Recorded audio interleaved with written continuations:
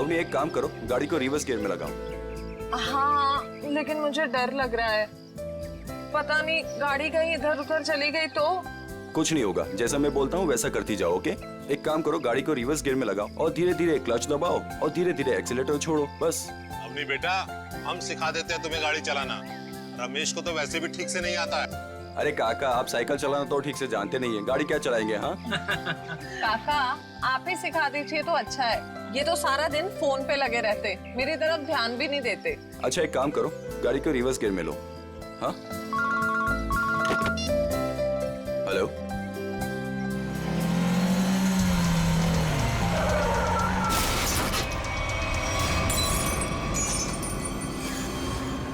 अवनी, ये तुमने क्या कर दिया? हाँ, बदबू कहाँ से आ रही है? इसके अंदर लाश कहाँ से आ गई? इसमें से बदबू भी कितनी आ रही है? हे भगवान, इन्होंने तो लाश देख ली।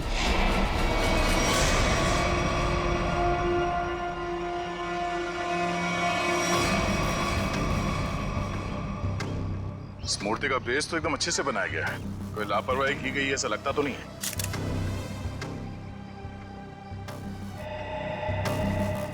मगर इस मूर्ति में इसको रखा क्यों होगा? और वो भी ऐसे चहल पहल वाली कॉलोनी के बीच में रखी गई मूर्ति, वो भी ऐसे कॉलोनी के बीचों बीच जहाँ पे इतनी चहल पहल है। चल देखते हैं। आप लोग प्लीज इन बच्चों को अंदर घर भेज दीजिएगा, ये सब देखना सुनना इनके लिए अच्छा नहीं। प्लीज बच्चों, घर जाके खेलो, जाओ। माँ, आजोबा की मूर्ति में क्या था और उससे इतनी बदबू क्यों आ रही थी? घर आके बताती हूँ। बच्चों, मम्मी की बात सुनना चाहिए। हाँ, जाओ घर के अंदर जाओ। आपके बच्चे ने कहा कि ये मूर्ति उनके दादाजी की?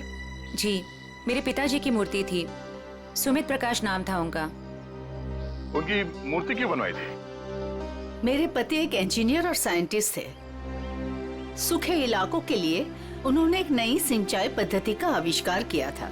इसी से खुश होकर गवर्नमेंट ने उन्हें ये जमीन दान में दी थी। और सुमित जी इतने महान थे कि उन्होंने वो जमीन कॉलोनी को दान कर दी थी और हमने उसी जमीन पर ये बच्चों के लिए ये पार्क बनवा दिया। इसीलिए हमने उनके सम्मान में इस पार्क में उनकी मूर्ति लगवाई। देखिए, ऐसा लगता है कि किसी ने हाल में इस लाश को मूर्ति में छिपाया है। हाँ, कुछ महीनों पहले। आप लोग बता सकते हैं कि मूर्ति यहाँ कब लगाई गई थी? क्योंकि शायद लाश को उसी वक्त अंदर रखा गया था। ये क्या कह रहे हैं सर? ऐसा हो ही नहीं सकता। सुमित जी जिस साल गुजर गए उसी साल ये मूर्ति वहां लगवाई गई थी। कम से कम 39 साल हो गए। 39 साल पहले? तो ये हो सकता है कि जब हाल फिलहाल में मूर्ति बदली गई हो या फिर इसकी मरम्मत की गई हो, तब ये लाश इसमें डाल दी गई हो। जी नहीं, जब से ये मूर्ति लगवाई गई है तब से ना इसकी मरम्मत हुई है और ना इसे बदला गया। ऐसे कैसे हो सकता है? कुछ महीनों पहले मरे हुए आदमी की लाश इतनी पुरानी मूर्ति के अंदर कैसे हो सकता है? शायद ऐसा हुआ हो कि रात के अंधेरे में ये काम हुआ हो और आप लोगों को पता नहीं चला। पूर्वी, जरा वॉचमैन से पता कर। सर, इस कॉलोनी में करीब 200 फैमिलीज रहती है। अगर किसी ने रात को पुतला बदला होता, किसी ने तो देखा होता, लेकिन यहाँ तो किसी ने कुछ देखा ही नहीं। सर, यहाँ पर 2 वॉचमैन हैं, एक दिन में ड्यूटी करता है और एक रात में, और दोनों का ही कहना है कि किसी ने भी मरम्मत का काम होते हुए नहीं देखा। 39 साल पहले ब्रॉन्ज की मूर्ति खड़ी की गई हो, तब से लेकर आज तक ना किसी ने उसकी मरम्मत की, ना उस मूर्ति को बदल दिया। हाँ सर, 1976 की बात है सर। हाँ, और आज उस ब्रॉन्ज के पुतले के अंदर मिलती है एक लाश, और कॉलोनी के 40 लोग कहते हैं कि उन्होंने कुछ देखा तक नहीं। कैसे हो सकता है मूर्ति के अंदर लाश? 2 ही तरीके आते हैं मेरे दिमाग में। एक, या तो पुरानी मूर्ति के अंदर लाश रखी, या फिर नई मूर्ति बनाकर उसके अंदर लाश डालकर उस नई मूर्ति को पुरानी मूर्ति की जगह रखी गई और पुरानी मूर्ति गायब कर दी गई होगी। सर, लेकिन ब्रॉन्ज की नई मूर्ति बनाने के लिए तो कई दौर से गुजरना पड़ा हो। पहले तो उसने प्लास्टर ऑफ पेरिस का ढांचा तैयार किया होगा, फिर उस ढांचे से उसने नया सांचा तैयार किया होगा, और फिर कम से कम 1200 डिग्री सेल्सियस पे उसने उस ब्रॉन्ज को पिघलाकर उसमें डाला होगा। और फिर उसके टुकड़े किए होंगे, टुकड़ों को फिर वेल्डिंग करके जोड़ा गया होगा, फिर मूर्ति तैयार होगी तो उसे खड़ा कर दिया गया होगा। ये कुछ चुटकी भर में थोड़ी होता है, बहुत टाइम लगा होगा, बहुत टाइम लगा होगा। और सर लाश को मूर्ति में रखा गया होगा, मूर्ति को कॉलोनी में लाया गया होगा और फिर पुरानी मूर्ति की जगह रखा गया होगा। पूर्वी, इतनी बड़ी मूर्ति कोई गोदी में उठाकर तो नहीं ला सकता, उसे लाने के लिए ट्रक या फिर कोई बड़ी गाड़ी लाई होगी, उसके साथ साथ उसे खड़े करने के लिए क्रेन लाया गया होगा। इतना सब अगर हुआ है फिर भी कॉलोनी के लोग कहते हैं कि उन्हें कुछ मालूम नहीं, ऐसा कुछ हुआ ही नहीं। सर फिर तो पहला वाला तरीका इस्तेमाल किया गया होगा सर। बॉडी को कॉलोनी में लाया गया होगा और फिर मूर्ति में रख दिया गया होगा। पंकज, मूर्ति को लेटाया गया होगा, उसके बाद उसके अंदर लाश को रखा गया होगा और फिर उसे खड़ा भी किया होगा। कैसे हो सकता है, कैसे हो सकता है ये? सर इतना अजीब तरीका लाश को ठिकाने लगाने का, खूनी को ये सब करने की जरूरत क्या थी? वही तो, इतनी तकलीफ क्यों? लाश को ब्रॉन्ज की मूर्ति के अंदर ही क्यों? कोई ना कोई वजह तो जरूर होगी, पर है कौन ये? है कौन ये? लाश है किसकी? कैसे मरा ये? मरा या मारा गया? इस आदमी की उम्र 45 साल है और इसकी मौत इसके सर पे लगी चोट की वजह।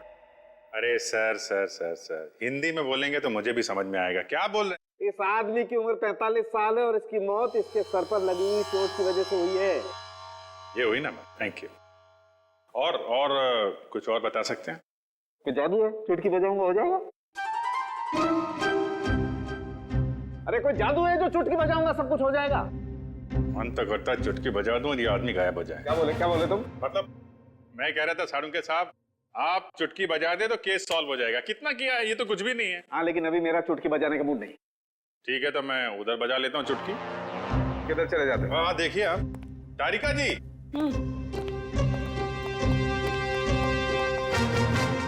कुछ मिला आईडी वाईडी आपको? ना आईडी ना वॉलेट, कुछ नहीं। और ये कपड़ों की हालत देखो। भाई साहब, बज गई चुटकी। लेकिन मैं आपको एक चीज बता सकती हूँ। अरे वाह, अब बजी चुटकी। मुझे मालूम था तारिका जी, आप मुझे कभी निराश नहीं करेंगे। बताइए। मैं आपको ये बता सकती हूँ कि ये लाश कितने समय तक उस मूर्ति में थी। अच्छा, कितने समय से? ये लाश ब्रॉन्ज की मूर्ति में बंद थी, वातावरण के प्रभाव में आए बिना। कुछ टेस्ट के बाद ये पता चला है कि 2 महीने से ये लाश उस मूर्ति में बंद थी। ओह, मतलब इस आदमी का खून 2 महीने पहले हुआ है? लगता तो ऐसा ही है। लेकिन सर, किसी ने इस लाश को देखा किसी ने उस मूर्ति में रखते हुए? कॉलोनी वाले बता रहे थे कि मूर्ति 39 साल पुरानी है। डॉक्टर साहब आप ये बता सकते हैं ये मूर्ति नई है या पुरानी है? ये मूर्ति 39 साल पुरानी नहीं है, नई है। ओह, मतलब इस मूर्ति को वहां पे ट्रक में लाया गया होगा। किसी ने ट्रक को देखा कैसे नहीं? मुझे नहीं पता। सालुंके साहब, किसी ने उस क्रेन को कैसे नहीं देखा जिसके जरिए उस मूर्ति को अपनी जगह पे रखा गया? मुझे नहीं पता। सालुंके साहब, उस मूर्ति में वेल्डिंग कब और कैसे की गई? मुझे नहीं पता, मुझे नहीं पता, मुझे नहीं पता। ठीक है सर, मुझे लगता है लाश की गंध की वजह से सालुंके साहब का दिमाग खराब हो गया है। क्या बोल रहा है? देखो, मुझे परेशान मत करो, मुझे इस लाश का चेहरा भी बनाना है। Don't disturb me. सर आपसे कोई सवाल नहीं करेंगे, आप चेहरा बनाइए। चलो एक बात ये पता चल गई कि मूर्ति नई है और किसी ने उसमें लाश रखी है। और कैसे सर? कैसे और कब का पता बाद में लगाएंगे। पहले ये पता लगाना है कि ये नई मूर्ति बनाई किसने।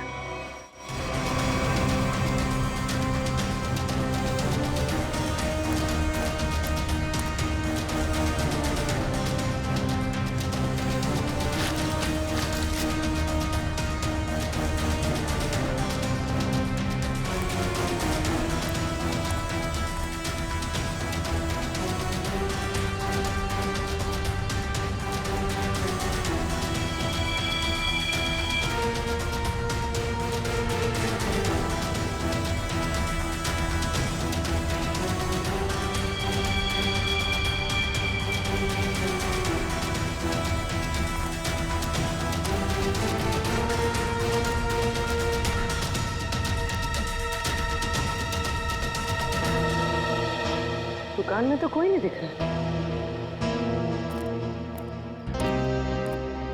वाह, एक खूबसूरत लड़की मेरे दुकान पे। सीआईडी से हूँ मैं। तो क्या हुआ? लगता है तुम्हारा दिमाग ठिकाने पे नहीं है मिस्टर कुमार। क्या? कुमार? मैं किसी कुमार सुमार को नहीं जानता और न मैं कुमार सुमार हूँ। तुम निशित कुमार नहीं हो जिसकी ये दुकान है? ओह, इस दुकान के पहले वाले मालिक निशित कुमार, उनकी बात कर रहे हैं ना? पहले वाला मालिक? हाँ, निशित कुमार का 2 महीने पहले खून हो गया।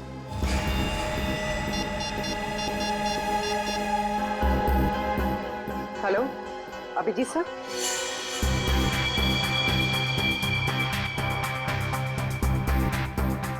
तारिका, बन गया ना चेहरा? तो इन्होंने ये दुकान निशित कुमार से खरीदी है और 2 महीने पहले उनका खून हो गया। 2 महीने पहले की वो लाश थी ना जो उस मूर्ति में से मिली? हाँ सर, लाश। हाँ, लाश। आप ये बताइए कि निशित कुमार के बारे में और क्या जानते हैं आप? सर, मुझे ज्यादा पता नहीं है। उनकी माली हालत भी ठीक नहीं थी और कई सालों से उनके पास कुछ काम भी नहीं था। उनके घर का एड्रेस देना। वो घर में अकेली थी। जब मैं बाहर से आई तो देखा चोरों ने उनका गला काट दिया था। शायद मैं यहाँ होती तो उनको बचा सकती थी सर। हम आपकी तकलीफ समझ सकते हैं अर्चना जी, पर क्या आप बता सकती हैं कि क्या क्या चोरी हुआ था? कुछ नहीं, चुराने के लिए है ही क्या घर में? कुछ नहीं था और अब भी नहीं है। आपके पति जो मूर्तियां बनाते थे वो किनके लिए बनाते थे? मेरा मतलब है उनके क्लाइंट्स कौन कौन थे? मुझे पता नहीं, लेकिन उनकी सारी चीजें वो अलमारी में रखते थे। हम वो अलमारी देख सकते हैं? जी। अलमारी देख लो जरा।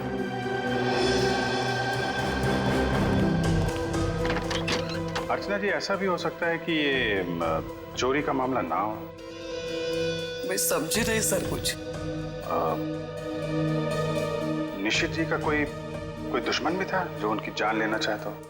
सर, मामूली सा शिल्पकार, उनका दुश्मन कौन हो सकता है?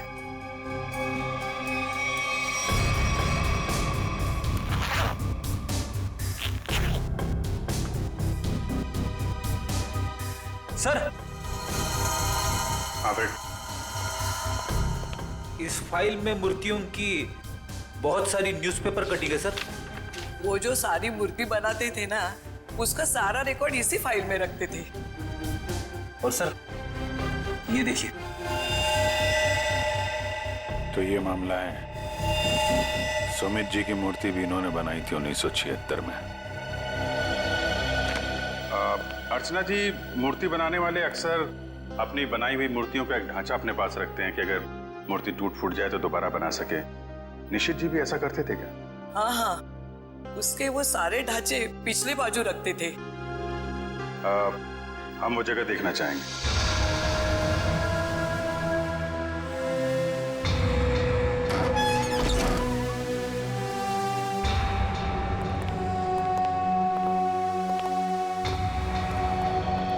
सर, आप सब देख रहे हैं ना, ये उनकी पूरी जिंदगी की कारीगरी है। उन्होंने जितनी भी मूर्तियां बनाई थी उन सबका एक एक ढांचा यहाँ है।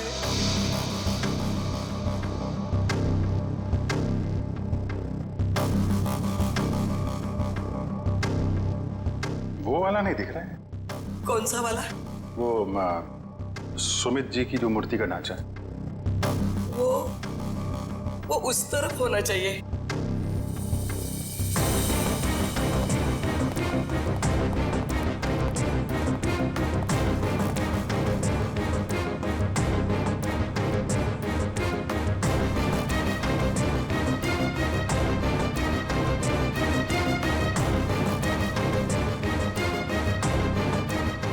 आप क्या देख रहे हैं?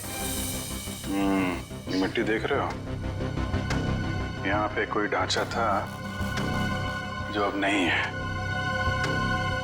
अर्चना जी, हाँ उस सुमित कुमार जी की मूर्ति का ढांचा यहीं पे था?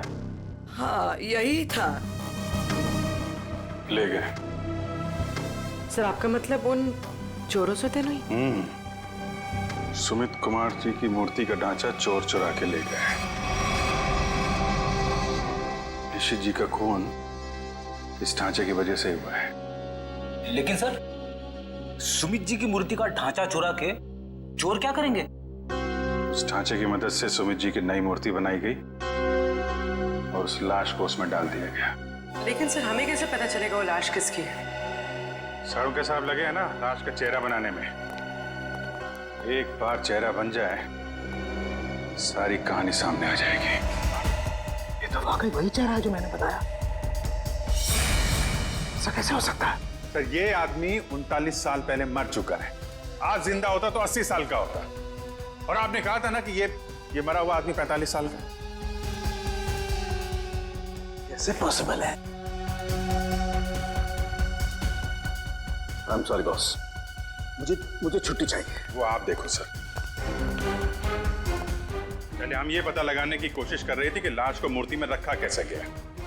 अब हमें ये पता लगाना है कि सुमित जी की लाश सुमित जी की मूर्ति में आई कैसे और क्यों।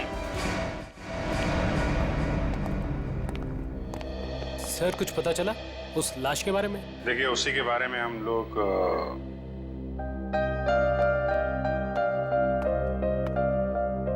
बच्चों, हमें आपकी नानी और मम्मी से कुछ जरूरी बात करनी है। और बातें ऐसी हैं जो आप लोगों को नहीं सुननी चाहिए। तो आप लोग प्लीज अंदर जाइए। क्यों? हम क्यों नहीं सुन सकते? ये बड़ों की बातें हैं, बच्चों का कोई काम नहीं। हमें पता है, हमारे आजोबा की मूर्ति में से लाश मिली है ना।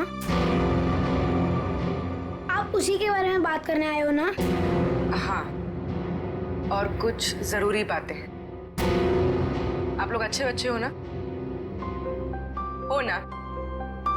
प्लीज अंदर जाओ।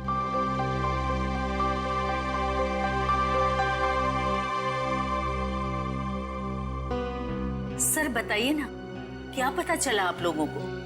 एक्चुअली इस केस की जांच को लेकर हम थोड़ी उलझन में हैं और हमें लगता है कि आप सुलझा सकती हैं इस उलझन को। कैसी उलझन? और मैं कैसे सुलझा सकती हूँ? दरअसल ये सब हमारे परिवार वाले जैसे ही हैं।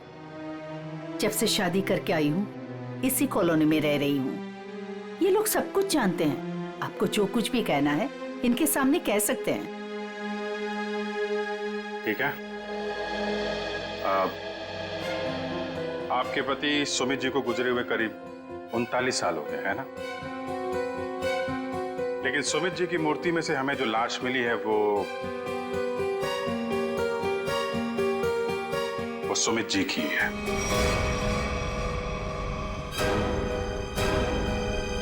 ये कैसे हो सकता है? ऐसा ही हुआ है।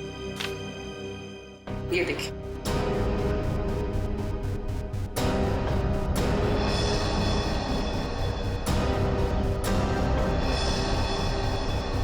इतने यकीन के साथ आप ये कैसे कह सकते हैं? हाँ, ये हो ही नहीं सकता। जरूर कुछ भूल हुई है आप लोगों से। कोई भूल नहीं।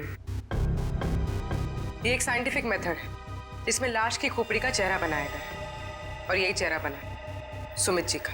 लेकिन मेरे पिताजी की लाश कैसे आ सकती है? ये मुमकिन नहीं है। वही तो, लाश की उम्र करीब 45 साल की है। आपके पिताजी जिंदा होते तो 80 साल के ऊपर के होते।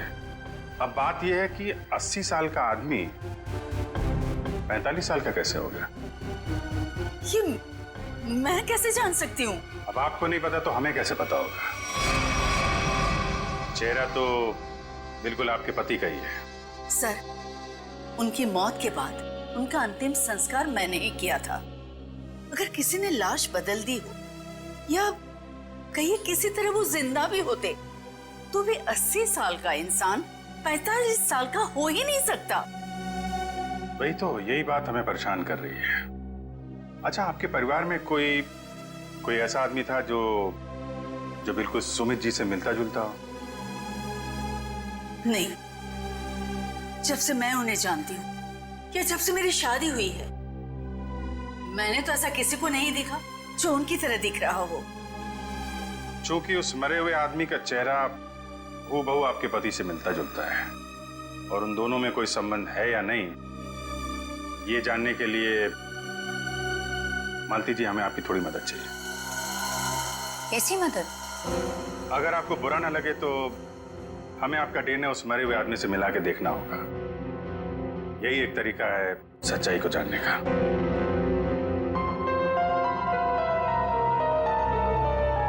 ठीक है, मैं तैयार हूँ, क्योंकि हम भी इस सवाल का जवाब चाहते हैं।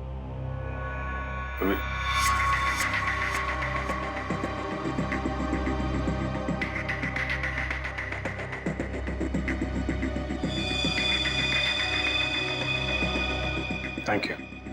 हम फिर मिलेंगे और तब जवाब के साथ मिलेंगे। आता रे कभी डीएनए रिपोर्ट आ गई? पार्शियल मैच है। क्या पार्शियल मैच है? देखा, इसका मतलब सालू के गलत नहीं था बॉस। ये आदमी सुमित के परिवार का ही। बाप का डीएनए बेटी में भी है और इस मरे हुए आदमी में भी। निश्चित रूप से ये आदमी सुमित के परिवार का ही कोई है। अगर ये सुमित का रिश्तेदार है तो किसी ने इसे पहचाना कैसे नहीं? कोई तो होगा जिसे पहचानता। ये बड़ी चौंकाने वाली बात है। आपने जो इसका चेहरा बनाया था उसकी फोटो हमने अखबार में भी भेजी, लेकिन ऐसा कोई भी आदमी सामने नहीं आया जो इसे पहचानता हो। अगर ये इसी शहर में था तो किसी ने तो इसे देखा होगा। कोई तो होगा इसके पहचान वाला। तारिका जी, आप तो जीनियस हैं। ऐसे क्या कह दिया मैंने? केस सॉल्व कर दिया है। हो सकता है ये आदमी इस देश का हो ही ना। हो सकता है कि मरने से कुछ समय पहले इस देश में आया। ओह, इसीलिए किसी ने इसे पहचाना नहीं। हाँ, पिछले 2-3 महीने की इमिग्रेशन रिपोर्ट्स चेक करनी होंगी हमें। पंकज, आज के अखबार में मैंने अपना राशिफल देखा। जानते हो क्या लिखा था उसमें? क्या था सर? बहुत जल्द नौकरी में बदलाव होगा। इसका मतलब जानते हो? हाँ सर, ये तो बहुत दुख की बात है। आपका डिमोशन होने वाला है। आपकी पोस्ट तो मेरे से भी नीचे होने वाली है। क्या बोलता है? अरे इसका मतलब है मेरा बहुत जल्द प्रमोशन होने वाला है। हाँ, पिछले 1 हफ्ते से मुझे ऐसा ही लग रहा है। लेकिन मुझे ऐसा नहीं लग रहा है। क्यों? सर अभिजीत सर ने बिल्कुल सही पता लगाया सर। इमिग्रेशन रिकॉर्ड से उस मरे हुए आदमी का चेहरा मैच कर रहा है सर। गुड, मिला है सर।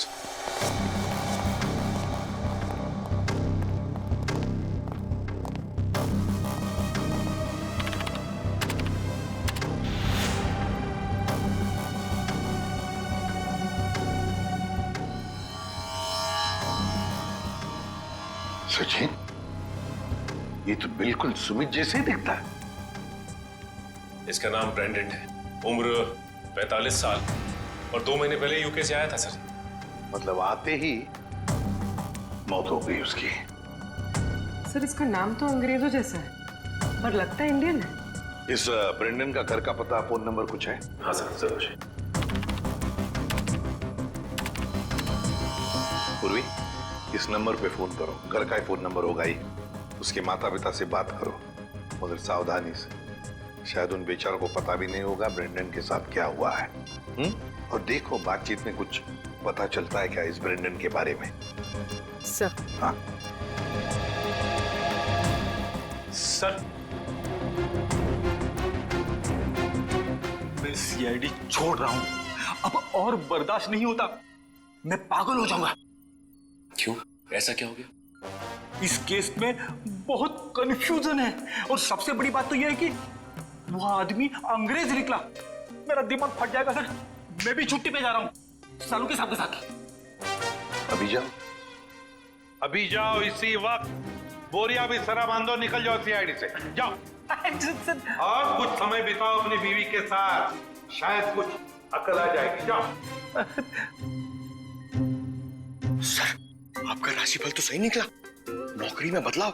मतलब आपका रेजिग्नेशन, इस्तीफा?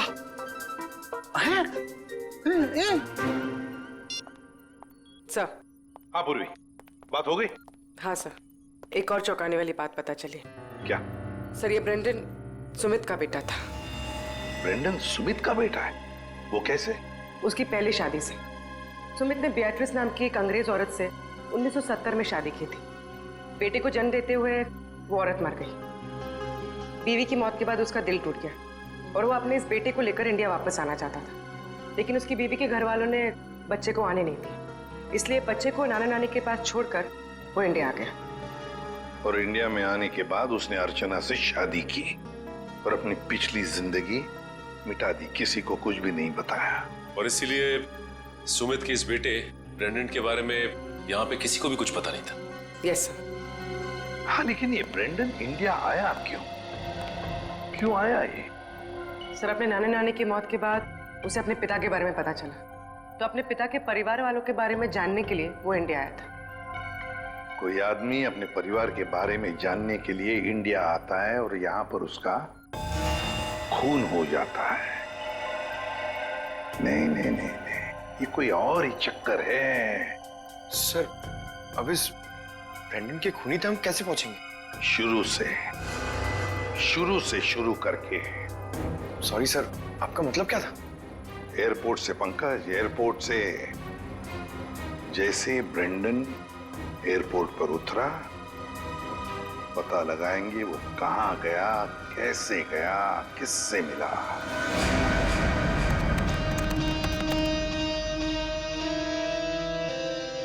सर, ये फुटेज एयरपोर्ट के अराइवल गेट की है सर, जब ब्रेंडन इमिग्रेशन से बाहर निकल चुका था। सर, ये रहा ब्रेंडन, ये कैप वाला आदमी ब्रेंडन से मिलने आया? कैप की वजह से इसका चेहरा ठीक से दिख नहीं रहा। जरा जूम करो उस पर।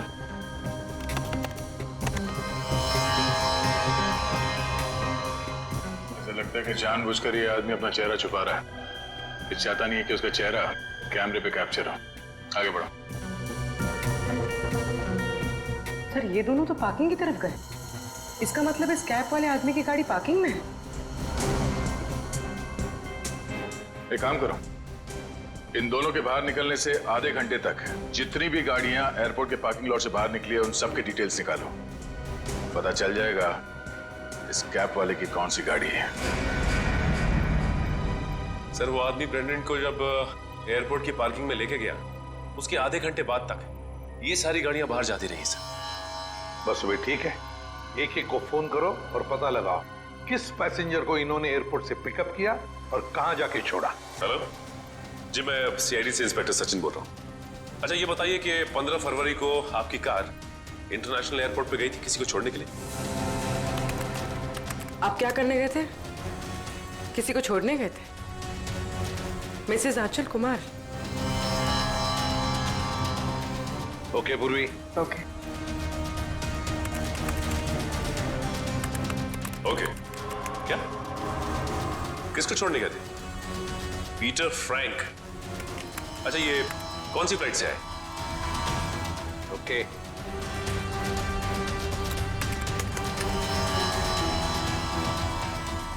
मिस्टर डिसिल्वा,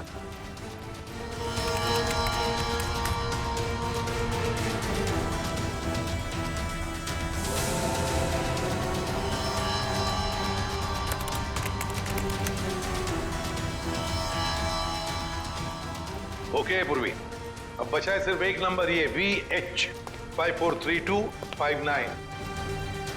और सर, ये नंबर किसी मिस्टर अनिल के नाम पे, जो कि लोनावाला के बंगलो पे रजिस्टर्ड है सर। लेकिन ये आदमी फोन नहीं उठा रहा है सर। फोन नहीं उठा रहा है? लगता है ये अनिल ही पिकअप करने आया था ब्रेंडन को एयरपोर्ट पर। सर, कहीं इस अनिल ने ही तो ब्रेंडन का खून नहीं किया?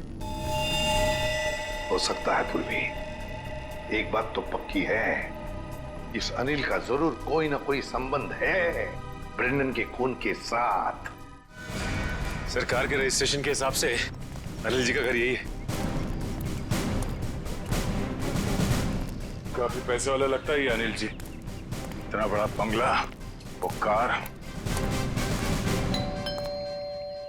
लेकिन इस अनिल जी को ब्रैंडन से क्या काम पड़ गया? सर मुझे तो लगता है कि इस ब्रैंडन को इंडिया में कोई जानता ही नहीं होगा। अगर ब्रैंडन को इंडिया में कोई जानता नहीं था तो ये अनिल एयरपोर्ट क्यों गया था उन्हें लेने? उसके बाद ये ब्रैंडन गायब कहाँ हो गया? कोई दरवाजा खोल क्यों नहीं रहा? जी कौन है आप लोग और क्या चाहिए? आपके मालिक अनिल जी से मिलना है। कहाँ है वो? वो नहीं है। आप क्यों पूछ रहे हैं साहब? देखिए बेमतलब परेशान मत करिए, नहीं तो अभी पुलिस को फोन कर देंगे। हम लोग सीआईडी से हैं। सीआईडी? सीआईडी कहाँ से?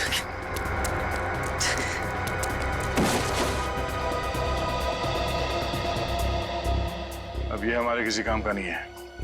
लगता है अनिल जी उसी तरफ है जिस तरफ ये भाग रहा है। चलो देखते हैं।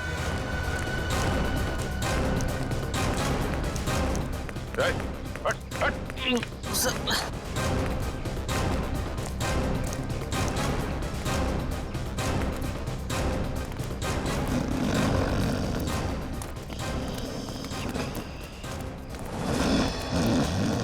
लगता है यही अनिल जी है। अनिल जी, मालिक और नौकर एक साथ शराब पी रहे थे यहाँ पे। अनिल जी, अनिल जी, जी हम ये जानने आए हैं कि कुछ महीने पहले आप ब्रेंडन को एयरपोर्ट से लेकर कहाँ गए थे? एयरपोर्ट? ब्रैंडन? मैं कुछ नहीं समझ पा रहा यार, क्या बोल रहे हो तुम? हम ये कह रहे हैं कि ब्रेंडन को लेके आप एयरपोर्ट से आए थे और ये हमने सीसीटीवी फुटेज में देखा है।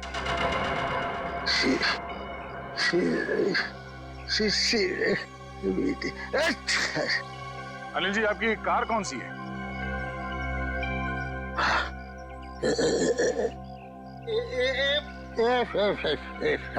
सच्चाई तो ये है कि ना तो ये बंगला आपका है और ना ही वो कार।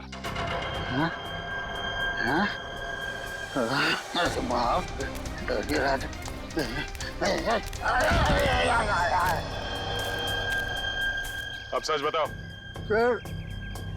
सर मैं कुछ नहीं जानता सर। मैं तो एक मामूली सा वॉचमैन हूँ सर, वॉचमैन। ये मेरा मालिक है ना, मालिक, उसने अपना बंगला और कार मेरे नाम पर कर दिया सर। ये मेरा कुछ भी नहीं है सर। तो फिर किसका है? सर मैं कैसे बोलूं सर, मेरी जान चली जाएगी सर। देखो तुम चिंता मत करो, कुछ नहीं होगा तुम्हें। सिर्फ ये बताओ किसने कहा था तुम्हें ये सब करने के लिए? क्या बात है, आप लोगों ने हमें यहाँ क्यों बुलाया? कुछ पता चला क्या? हाँ, एक चौंकाने वाली कहानी। ये कहानी हम आप लोगों को भी सुनाते हैं। इस कहानी को हम वहां से शुरू करते हैं जब सुमित जी को सरकार ने जमीन दान दिया था। उस जमीन में सिर्फ एक छोटा सा गार्डन नहीं था, बल्कि वो जमीन भी था जिसपे आज मॉल बना हुआ है आपके कॉलोनी के पीछे। लेकिन इस बात का पता हमें क्यों नहीं चला? क्योंकि आप लोगों से पहले कुछ और लोगों को पता चल गया। उन्हें यह भी पता चल गया कि सुमित जी अपनी पूरी जमीन को बच्चों के पार्क के लिए दान करना चाहते हैं, और ये बात उन्हें अच्छा नहीं लगा। उन्होंने सुमित जी को रोकना चाहा। जब सुमित जी नहीं माने तो उनका फोन कर दिया। क्या? जी हाँ, सुमित जी का एक्सीडेंट कोई एक्सीडेंट नहीं था। इसकी प्लानिंग की थी उन लोगों ने, और उन लोगों ने जमीन का एक छोटा सा हिस्सा आपके कॉलोनी को दिया और बाकी बिल्डर्स को बेच दिए। वो मॉल जहाँ पे खड़ा है वो जमीन। बिल्डर से मिले पैसे से ऐश कर रहे हैं वो लोग। उनके पास देश विदेश में बहुत सारे घर हैं, बंगलो हैं, ढेर सारी गाड़ियां हैं, और ये बात किसी को नहीं पता, उनके दोस्तों और परिवार वालों को भी नहीं। और सुमित जी का बेटा ब्रेंडन जब अपने परिवार वालों से मिलने इंडिया आया तो उसे भी मार दिया गया। क्यों, ये हमें मालूम नहीं। और फिर बेटे की लाश को पिता के मूर्ति में छुपा दिया। अब ये कैसे किया है ये हम जानना चाहते हैं। लेकिन वो कौन लोग हैं? यही हैं वो लोग।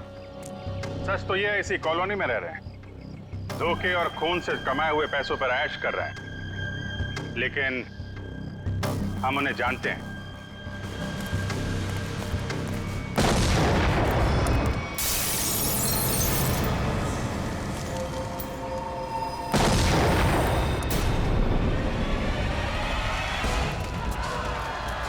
अजय, अजय, पीछे आइए जल्दी।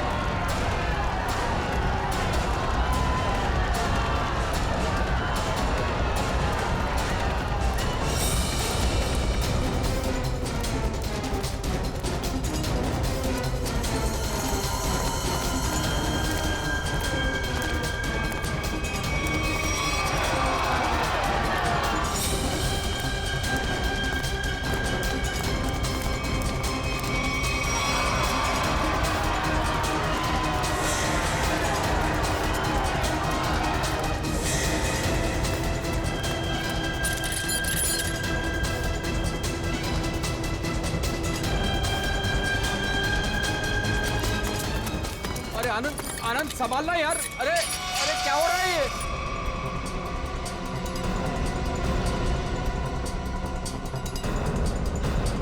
कहाँ भाग रहे हो? अरे सर उतारिए हम लोगों को। सर मर जाएंगे हम। सर नीचे उतारिए प्लीज। सर हमने तो तुम दोनों का नाम भी नहीं लिया था। हाँ मगर तुम लोगों के लोनावले वाले बंगले पे गए थे हम लोग। नीचे उतारिए ना। अरे तुम लोग तो वैसे ही गिरे हुए आदमी हो। सुमित जी और ब्रेंडन का खून किया तुम लोगों ने। नहीं नहीं सर। वैसे हमें पता चल गया, तुम लोगों को मालूम पड़ गया था कि तुम्हारे करतूत के बारे में हमें पता चल सर गया। सर नीचे उतारिए प्लीज। इसलिए कॉलोनी वालों की जान को नुकसान पहुंचा है। हाँ? और अब उसका भगदड़ का सहारा लेके भाग रहे तुम लोग। सर उतारिए हमें। सर नीचे उतारिए प्लीज। नीचे उतारिए सर ना मर जाएंगे सर। सर नीचे उतारिए ना।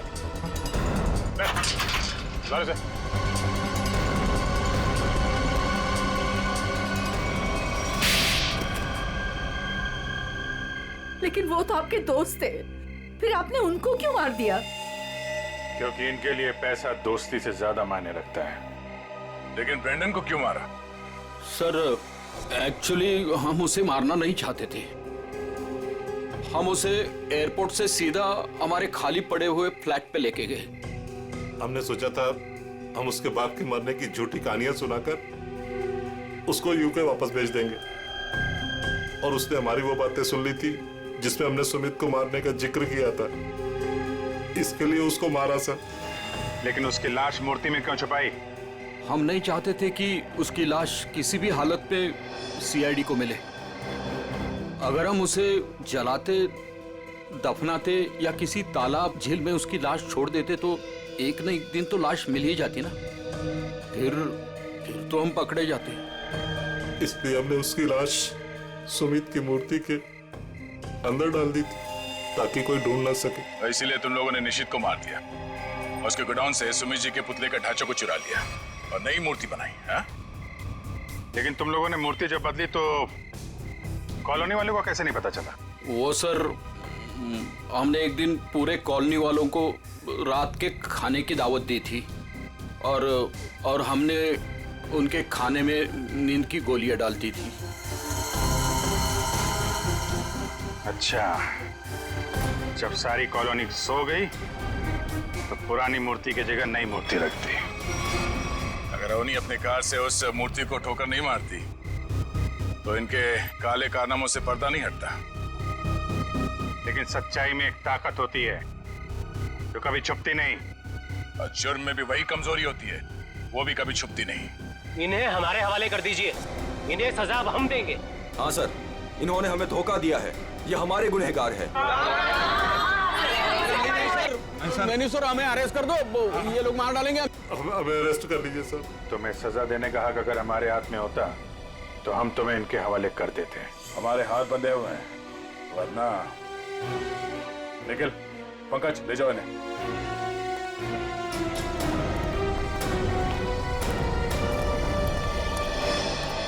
बेटा, आप लोगों का बहुत बहुत शुक्रिया कि आप लोगों ने ये गुत्थी सुलझाई और छिपे हुए गुनहगारों को पकड़ लिया।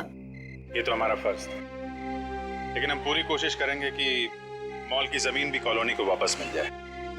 आपके पति का जो सपना था वो पूरा होके ही रहेगा। खुश रहो बेटा, खुश रहो।